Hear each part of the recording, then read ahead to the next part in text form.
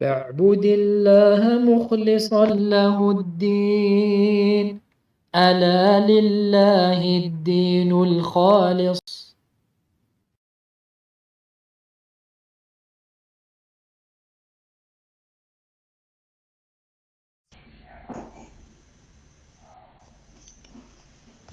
إن الحمد لله نحمده ونستعينه ونستغفره ونعوذ بالله من شرور أنفسنا ومن سيئات أعمالنا.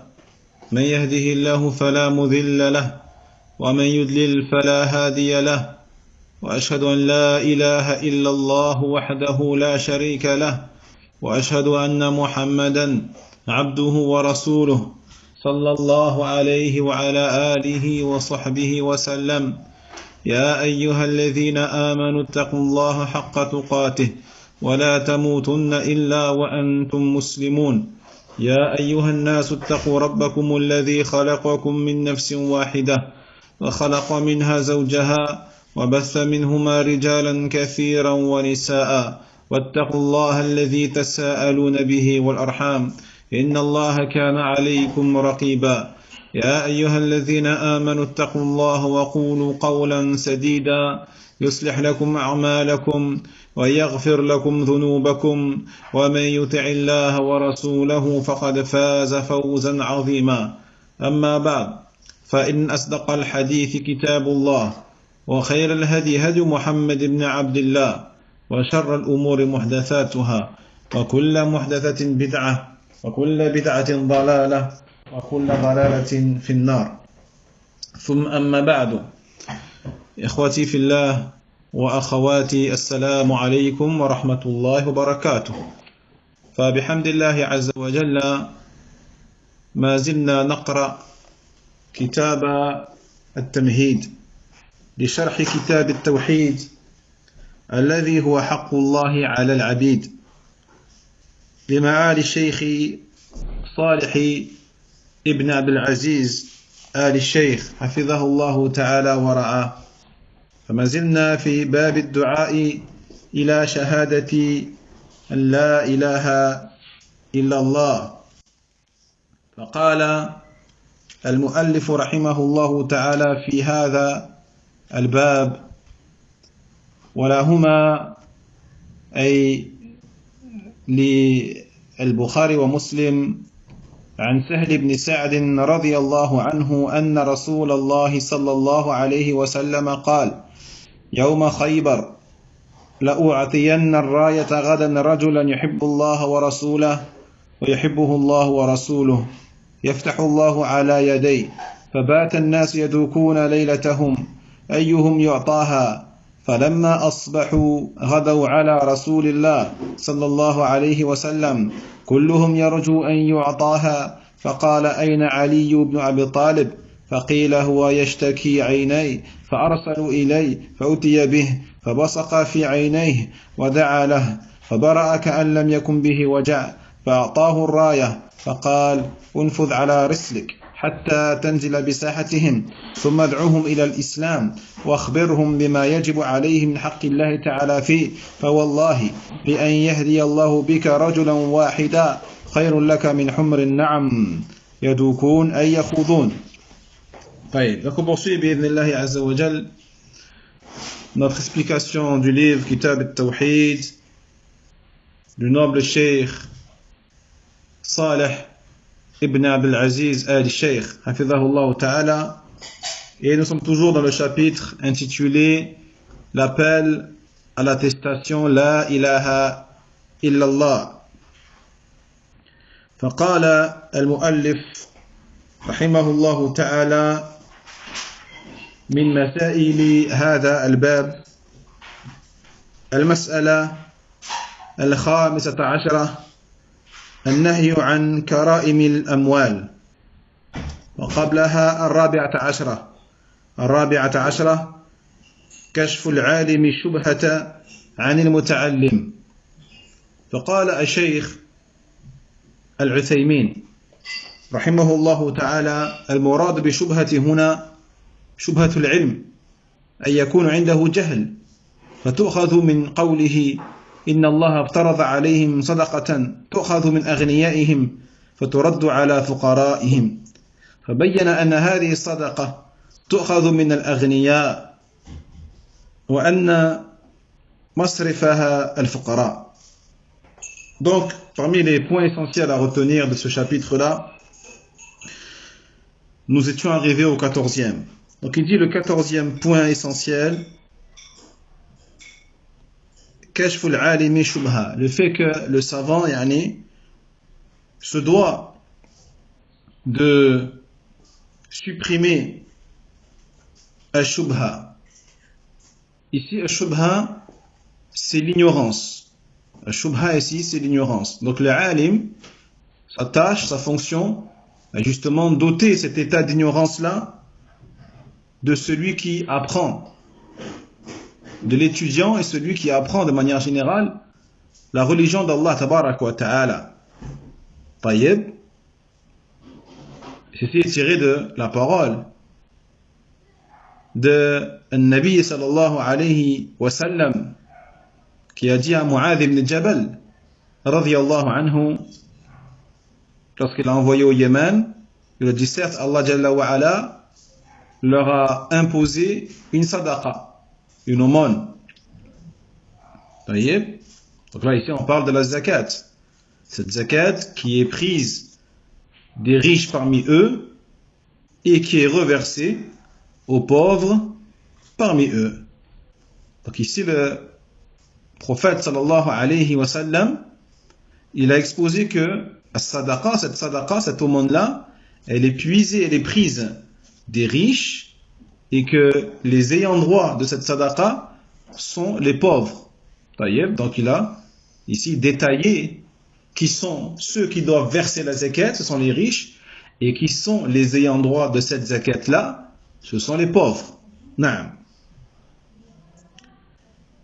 المسألة الخامسة عشرة النهي عن كرائم الأموال هذا تؤخذ من قوله فإياك وكرائم أموالهم إذ إياك تفيد التحذير فالتحذير ماذا يستلزم النهي.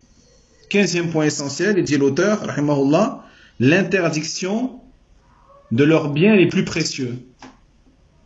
C'est-à-dire, il est interdit à celui qui va prélever ces biens-là des riches pour la zakat de prendre leurs biens les plus précieux.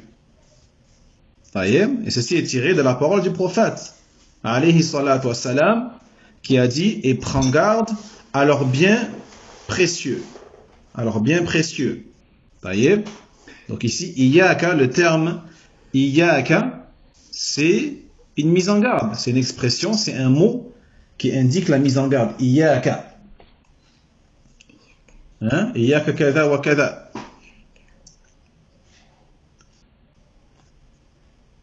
Iyakum wa muhdathat al-umur.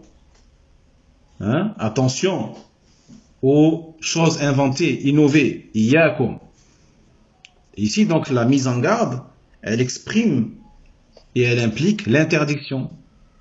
Donc, forcément, s'il y a une mise en garde qui est faite par Allah ou par le prophète sallallahu alayhi wa sallam, cela implique forcément le statut qui est l'interdiction. Na'am. المسألة السادسة عشرة اتقاء دعوة المظلوم. 16e point, le fait de se préserver de l'invocation de la victime d'une injustice. Attention, c'est-à-dire attention, préserve-toi, protège-toi d'être injuste envers quelqu'un. Parce que son invocation, elle est exaucée par Allah subhanahu wa ta'ala. Donc il faut que tu te préserves. Et comment te préserver? Eh bien, en t'éloignant de toute forme d'injustice, envers qui que ce soit. السابعة عشرة الإخبار بأنها لا تحجب. تؤخذ هذا من قوله أو تؤخذ هذه من قوله فإنه ليس بينها وبين الله حجاب. فقرن الترغيب أو الترهيب بالأحكام مما يجب النفس أو مما يحث النفس إن كان ترغيبا، ويبعدها ويزجرها إن كان ترهيبا، لقوله اتق دعوة المظلوم. فالنفس قد لا تتقي، لكن إذا قيل ليس بينها وبين الله حجاب خافت ونفرت من ذلك. 17e point, le fait que le Nabi sallallahu alayhi wa sallam a informé ici, nous a informé que l'invocation de la victime d'une injustice, justement, eh bien, elle n'est pas rejetée. Son invocation, elle n'est pas rejetée. Elle n'est pas masquée. Au contraire, Allah Jalla wa ala l'exauce. Et cela est tiré de la parole du prophète lui-même, sallallahu alayhi wa sallam, qui a dit, il n'y a pas entre elle, c'est-à-dire entre l'invocation de la victime d'injustice et entre Allah subhanahu wa ta'ala de voile. Il n'y a pas de voile entre cette invocation-là et Allah Jalla wa ala. Taïeb. Donc ici le prophète sallallahu alayhi wa sallam, il a, comme souvent, associé ce qu'on appelle al-targhib al-tarhib. Al-targhib, le fait de motiver, la motivation, l'encouragement, donner envie. Et al-tarhib, qui est au contraire l'intimidation, faire peur. Le fait de provoquer la peur et la crainte chez la personne. Il a lié cette targhib ou tarhib, l'encouragement et l'intimidation, aux ahkam, aux règles de la religion. Et la règle ici de la religion, c'est protège-toi de l'invocation de la victime d'injustice. Protège-toi de l'invocation de la personne à qui ou envers qui tu as été injuste. Taïeb. Donc, juste après, qu'est-ce qu'il dit? Car il n'y a pas entre elle et entre Allah de voile. Donc, juste cette phrase-là, en fait, elle va encourager, ou plutôt, elle va provoquer la peur chez la personne qui entend ce hadith. Qui va se dire, il faut vraiment que je m'éloigne de toute forme d'injustice envers qui que ce soit. Parce que si la personne envers qui j'ai été injuste demande à Allah quelque chose contre moi, Allah il va accepter sa demande. Donc ça provoque la peur et la crainte chez la personne. Donc cette façon de faire, at-targhib ou tarhib, soit elle va donner envie à la personne de faire des bonnes œuvres, comme par exemple lorsqu'on va te mentionner la récompense du paradis, la récompense des choses qu'il y a dans le paradis, cela va t'encourager à faire les bonnes actions. Mais au contraire, lorsque on va te mentionner l'enfer, les choses qu'il y a en enfer, etc., c'est bien, cela va faire exister en toi ce sentiment de crainte et de peur. Donc cette façon, on appelle at-targhib wa tarhib. Et dans le Coran, c'est rempli de cette rhétorique, cette méthodologie qui est at-targhib, donner envie, donner espoir, encourager, et at-tarhib, qui au contraire faire peur et provoquer la crainte chez la personne. Et ceci donc en vertu de la parole du prophète sallallahu alayhi wa sallam, ittaqi da'wat al-mazloum, préserve-toi de l'invocation de la victime d'injustice. Donc la personne, il se peut que lorsqu'elle entend ça, il se peut qu'elle ne se préserve pas. Quand tu dis juste à quelqu'un ittaqi da'wat al-mazloum, protège-toi, préserve-toi de l'invocation de al-mazloum, la victime d'injustice. Il se peut que la personne prenne le conseil, suive le conseil, il se peut qu'elle ne le suive pas le conseil. Mais si tu dis juste après, car il n'y a pas entre cette invocation-là et Allah Jalla wa ala de voile, c'est-à-dire qu'Allah subhanahu wa ta'ala, il accepte et il exauce l'invocation de cette personne-là, eh bien là la personne va se mettre à avoir peur. Elle va avoir peur. Et elle va fuir toute forme d'injustice. Vous voyez? Bismillah.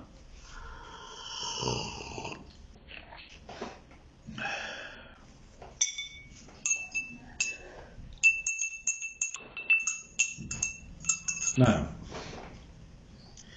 المسألة الثامنة عشرة من أدلة التوحيد ما جرى على سيد المرسلين وسادات الأولياء من المشقة والجوع والوباء. فالظاهر أن المؤلف رحمه الله يريد إشارة إلى قصة خيبر، إذ وقع فيها في عهد النبي صلى الله عليه وسلم جوع عظيم، حتى إنهم أكلوا الحمير والثوم. وأما الوباء فهو ما وقع في عهد علي رضي الله عنه. وأما المشقة فظاهرة، ووجه كون ذلك من أدلة التوحيد أن الصبر وتحمل في مثل هذه الأمور يدل على إخلاص الإنسان في توحيده وأن قصده الله، ولذلك صبر على البلاء. ولذلك صبر على البلاء. 18e point fait partie, dit l'auteur, des preuves du tawhid, du monothéisme, ce qui est arrivé au meilleur des messagers, au maître des messagers, Muhammad sallallahu alayhi wa sallam, ainsi qu'au meilleur des alliés d'Allah tabarak wa ta'ala. Parmi les difficultés, parmi la famine et les maladies ou les épidémies.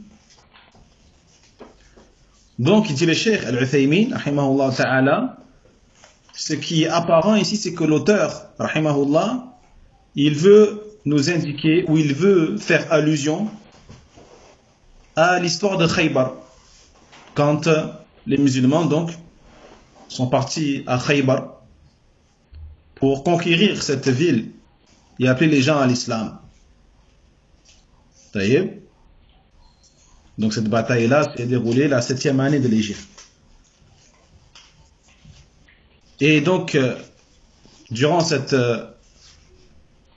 péripéties de Khaybar, il y a eu donc une grande famine qui a touché les musulmans à l'époque du prophète sallallahu alayhi wa sallam.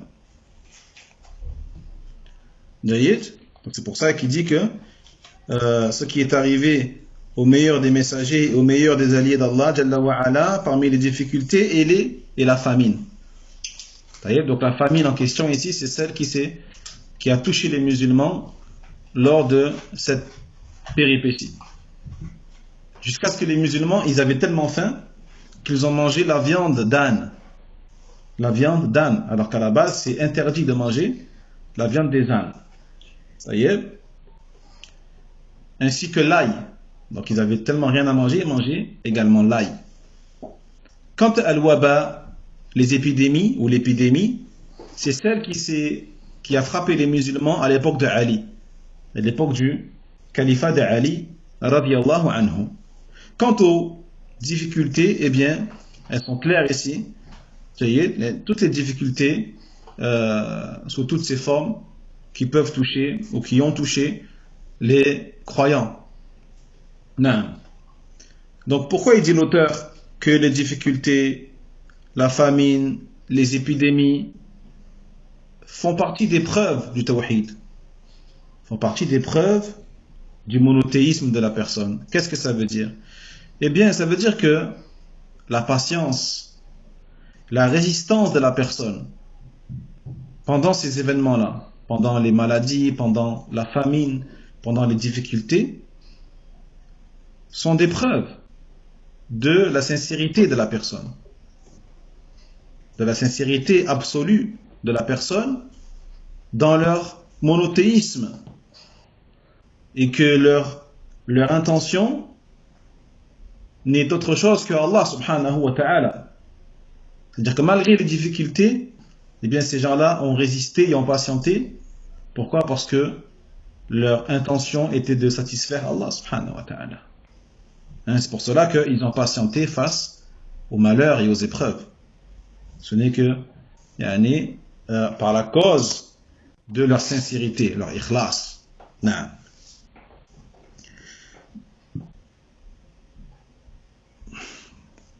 التاسعة عشرة قوله لأعطين الراية إلى آخره علم من أعلام النبوة. 19e point, la parole du prophète sallallahu alayhi wa sallam dans le hadith, dans le deuxième hadith de Sahl ibn Sa'd, il dit: je vais donner demain le drapeau ou l'étendard. Ceci fait partie donc des signes de la prophétie. Vous voyez, parce que c'est une chose qui s'est vraiment produite donc le lendemain. Al-Ishrun tafluhu fi aynayhi alamun min alamiha aydan. Et aussi 20e point, lorsque le Nabi sallallahu alayhi wa sallam il a craché dans les yeux de qui? De Ali. Et qu'après il a été guéri comme s'il n'avait jamais été malade de ses yeux. Ça aussi fait partie des signes de la prophétie. الحادية والعشرون فضيلة علي رضي الله عنه وهذا ظاهر لأنه يحب الله ورسوله ويحبه الله ورسوله. 21e point, le mérite d'Ali. Le mérite d'Ali ibn Abi Talib رضي الله عنه. Pour quelle raison? Ceci est clair. Parce que le prophète, qu'est-ce qu'il a dit dans le hadith? Il a dit à propos d'Ali, il aime Allah et son messager, et Allah et son messager l'aiment. Il aime Allah et son messager, et Allah et son messager l'aiment. Quel plus grand mérite que celui-là? Quel plus grand mérite que l'amour d'Allah subhanahu wa ta'ala pour toi, subhanallah. طيب. الثانية والعشرون أو الثانية والعشرون فضل الصحابة في دوكهم تلك الليلة وشغلهم عن بشارة الفتح، لأنهم انشغلوا عن بشارة الفتح بالتماسهم معرفة من يحب الله ورسوله ويحبه الله ورسوله. 22e point, le mérite des compagnons. On a vu le mérite d'Ali, mais le mérite aussi des compagnons. À ce moment-là, lorsqu'ils ont passé la nuit à discuter et à chercher qui était cette personne qui aime Allah et son messager et que Allah et son messager aiment, qui est-elle? Et tous voulaient être cet homme-là, bien sûr, cette personne-là, tous. Vous voyez? Et cela les a même distraits et détournés d'une autre information que le prophète il a donnée, sallallahu alayhi wa sallam, qui est que Allah jalla wa ala allait donner la victoire aux musulmans. Regardez, subhanallah. Qu'est-ce qu'il dit le prophète sallallahu alayhi wa sallam dans la hadith? Il dit: yaftahu Allahu ala yadayhi. Allah jalla wa ala il va donner la victoire par cet homme-là. Mais eux, qu'est-ce qui leur a le plus attiré l'attention et intéressé? C'était pas que le fait qu'Allah va donner la victoire aux musulmans, c'est le fait qu'Allah il aime cette personne-là. C'est l'amour d'Allah et l'amour du messager d'Allah sallallahu alayhi wa sallam par la suite. Vous voyez? Donc ils étaient tous focalisés sur cette information-là. Cela nous montre donc le mérite des sahaba, le mérite des compagnons radiyallahu anhum. الثالثة والعشرون الإيمان بالقدر لحصولها لمن لم يسعى لها ومنعها عمن سعى. 22e point, la foi au destin. La foi au destin. Pourquoi la foi au destin? Eh bien ici, on voit que le prophète, alayhi salatu wassalam, il a donné le drapeau à une personne qui n'a fait aucun effort pour l'avoir. Qui n'a fait aucun effort pour l'avoir ou qui n'a fait aucun effort pour savoir qui est cette personne-là. Contrairement à tous ceux qui ont cherché à savoir, qui ont passé la nuit entière à débattre et à discuter sur qui est cette personne-là qui va recevoir l'étendard des musulmans. D'ailleurs, donc on voit que lorsqu'Allah subhanahu wa ta'ala a décrété quelque chose, la personne, il se peut qu'elle fasse aucune cause, comme il a fait Ali n'a fait aucune cause pour l'avoir. Il était malade, il n'a pas cherché à savoir qui est cette personne-là, alors qu'en vérité, c'était lui-même, mais qu'Allah Jalla wa Ala a décidé que ce serait lui qui allait recevoir l'étendard, malgré sa maladie, Allah Jalla wa Ala, il a guéri par la cause du prophète sallallahu alayhi wa sallam. Alors que tous les autres compagnons qui cherchaient tous à être cette personne-là, ils l'ont pas eu. Ils l'ont pas eu. Donc on voit ici que le décret d'Allah subhanahu wa ta'ala surpasse toute chose. الرابعة والعشرون الأدب في قوله على رسلك.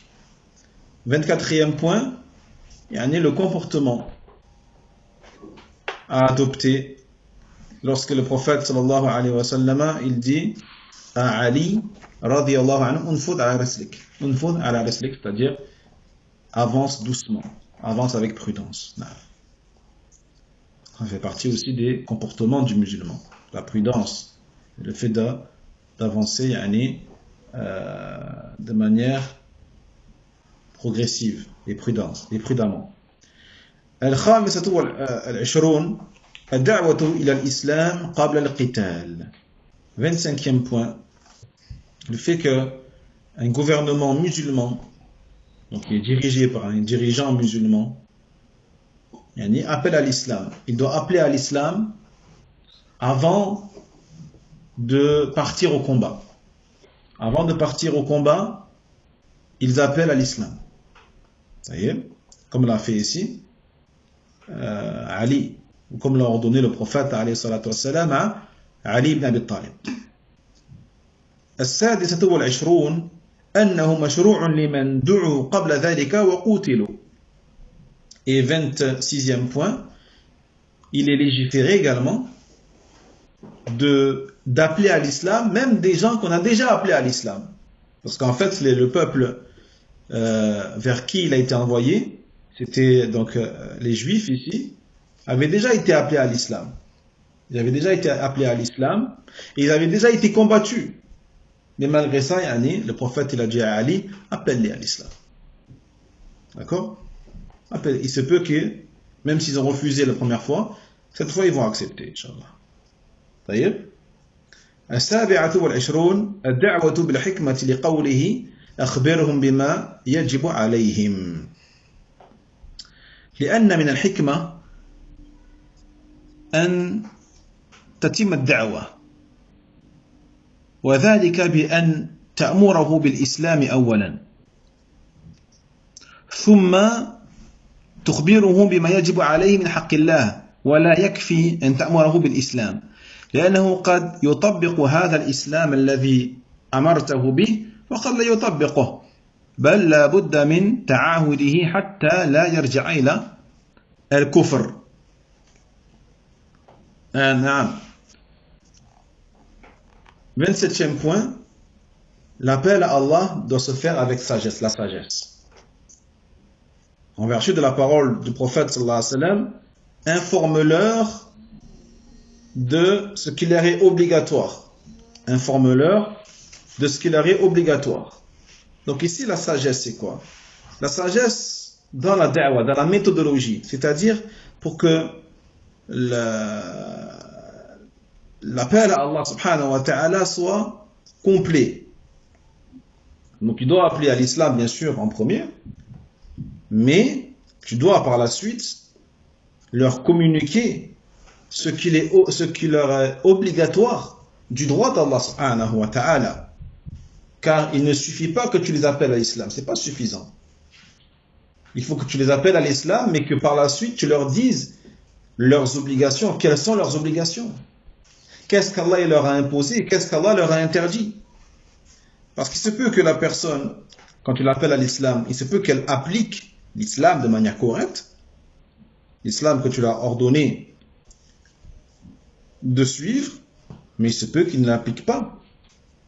Il se peut qu'il ne l'applique pas. Donc il est impératif que tu prennes de eux l'engagement, leur engagement à respecter, à honorer les droits d'Allah subhanahu wa ta'ala sur eux, afin qu'ils ne retournent pas dans le kufr, afin qu'ils ne retournent pas dans la mécréance. الثامنة والعشرون المعرفة بحق الله في الإسلام. 28e point, la connaissance du droit d'Allah tabarak wa ta'ala dans l'islam. Donc celui qui appelle à Allah, il se doit de connaître le droit d'Allah, bien sûr, et il se doit de le communiquer et de le transmettre à ceux qui embrassent et acceptent l'islam. Eux aussi se doivent de connaître quel est le droit d'Allah tabaraka wa ta'ala dans l'islam. التاسعة والعشرون ثواب من اهتدى على يديه رجل واحد لقوله لأن يهدي الله بك رجلا واحدا خير لك من حمر النعم أي خير لك من كل ما يستحسن في الدنيا وليس المعنى كما قال بعضهم خير لك من أن تتصدق بنعم حمر لا. 29e point, la récompense de celui qui a été la cause de la guidée d'une seule personne. La récompense de celui qui était la cause de la guidée d'une seule personne. Et cela donc est tiré de la parole du prophète alayhi salatu wassalam, qu'Allah Jalla wa Ala guide par ta cause une seule personne, cela est mieux pour toi qu'un troupeau ou que des chameaux roux. Vous voyez? Et cela bien sûr est une expression parce qu'à l'époque les chameaux roux c'était les bêtes qui avaient le plus de valeur. En gros, ça veut dire que celui qui a été la cause de la guidée d'une personne, bien cela est mieux pour lui que tout ce qui est admiré sur terre. Aujourd'hui, on pourrait parler des belles voitures ou des châteaux, des palais, etc. Vous voyez? Eh bien, le fait qu'Allah guide une personne par ta cause, c'est mieux que toutes ces choses-là sur terre. Et tout ce que la dunya elle possède, c'est mieux. Wallahi, c'est mieux. Parce que sache que lorsque toi, tu as été la cause de la guidée de quelqu'un, eh bien, tu recevras et tu obtiendras la récompense à chaque fois que la personne fera un acte d'adoration. Quand la personne, elle va faire la prière, eh bien, tu recevras la récompense parce que tu as été la cause qu'elle fasse la prière. Lorsqu'elle va jeûner, lorsqu'elle va donner zakat, lorsqu'elle va faire le pèlerinage, lorsqu'elle va dire la ilaha illallah à chaque fois, eh bien, ça sera par ta cause. Vous voyez? Et ce n'est pas comme on dit certains, ça ne veut pas dire que c'est meilleur pour toi que tu donnes en aumône des chameaux roux. Là, c'est pas ça. Ça veut dire que ceci est meilleur pour toi que toutes ces choses-là qui sont admirées par les gens sur terre. الثلاثون الحلف على الفتيا إلى آخره. فأقسم النبي صلى الله عليه وسلم وهو لم يستقسم. والفائدة هي حثه على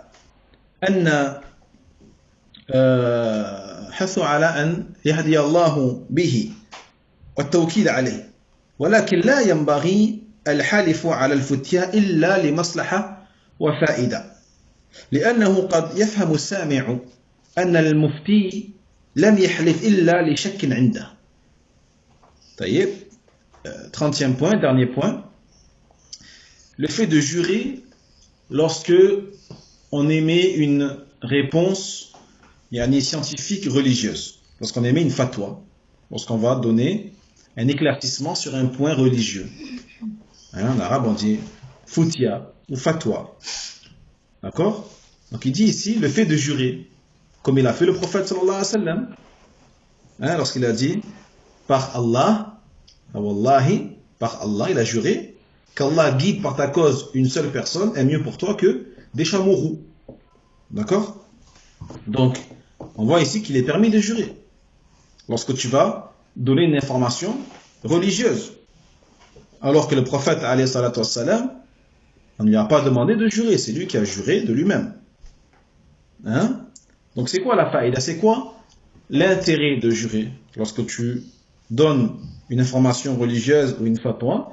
Eh bien, c'est pour encourager ici, pour inciter la personne et pour insister et accentuer ici, donc en l'occurrence, le fait que la personne fasse des efforts pour être une cause de guider d'autrui.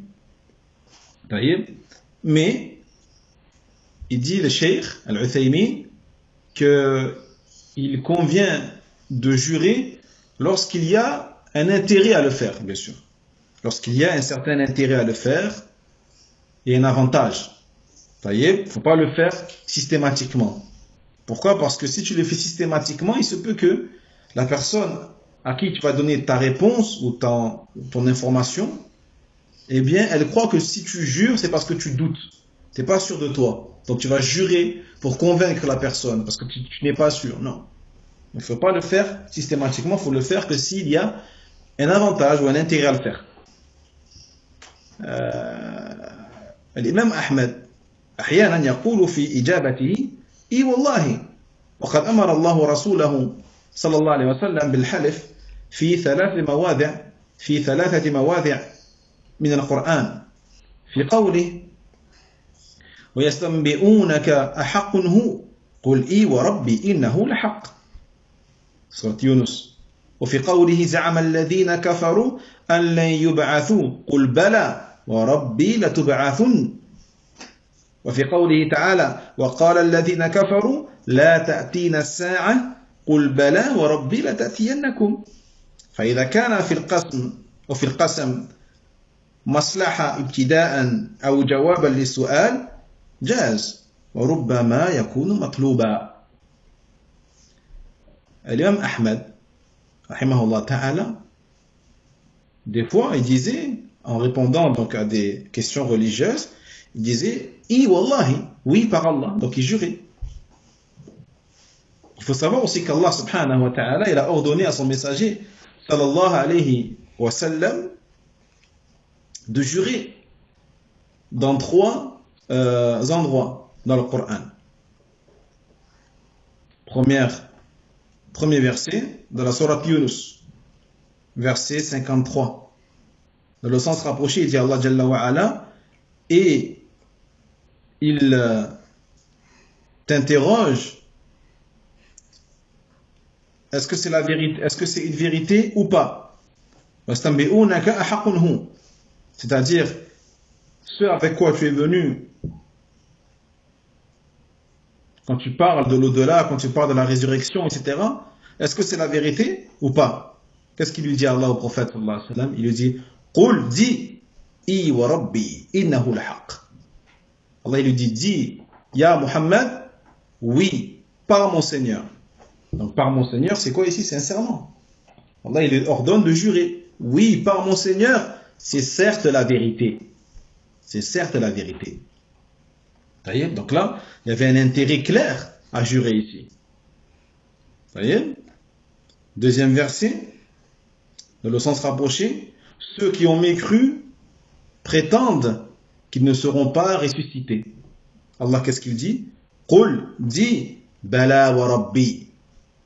Au contraire, par mon Seigneur, vous serez ressuscités. Vous serez ressuscités. Allah, il a ordonné à ce qu'il jure ici. Et enfin, dernier verset. Et ceux qui ont mécru ont dit, l'heure ne nous touchera pas. L'heure de la fin des temps ne nous touchera pas. Allah, qu'est-ce qu'il dit? Qul, dis, bala wa rabbi la ta'tiyannakum. Dis-leur, au contraire, par mon Seigneur, jure par mon Seigneur, elle vous touchera. La ta'tiyannakum. Elle vous touchera certainement. Voyez? Donc, lorsqu'il y a un avantage, un intérêt à jurer, que ce soit de toi-même quand tu vas donner une information sans forcément que tu aies été interrogé, ou lorsque tu es interrogé et que tu veux répondre avec un serment, cela est permis. Il se peut même que cela soit une chose qui est louable et demandée. جيد الحمد لله. فبارك الله فيكم. نكتفي بهذا. قد يعني انتهى شرح هذا الباب وننتقل إلى باب الذي يليه وهو باب التفسير وباب التفسير التوحيد وشهادة لا إله إلا الله. بارك الله فيكم. أحسن الله إليكم. والعلم عند الله، وآخر دعوانا أن الحمد لله رب العالمين، وصلى الله وسلم على نبينا محمد وعلى آله وأصحابه أجمعين. السلام عليكم ورحمة الله وبركاته. وينجي الله الذين اتقوا بمفازتهم لا يمسهم السوء ولا هم يحزنون.